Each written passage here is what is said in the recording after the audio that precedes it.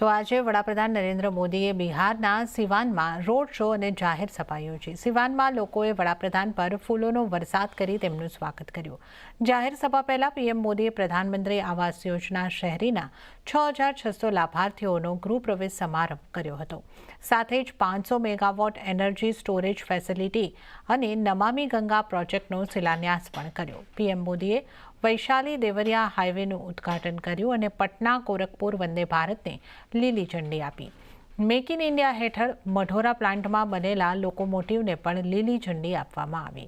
આ ઉપરાંત rail, road અને ઉર્જા સંબંધિત ઘણા પ્રોજેક્ટ્સનું ઉદ્ઘાટન કરવામાં આવ્યું અને શિલાન્યાસ કરવામાં આવ્યો। બાદમાં એક જાહેર સભાને સંબોધતા પીએમ મોદીએ બિહારના પછાતપણા માટે આરજેડી અને કોંગ્રેસને દોષી ગણાવ્યા। लालटेन और पंजे वाले कहते हैं परिवार का साथ, परिवार का विकास। हम कहते हैं सबका साथ, सबका विकास। वो कहते हैं परिवार का साथ, परिवार का विकास।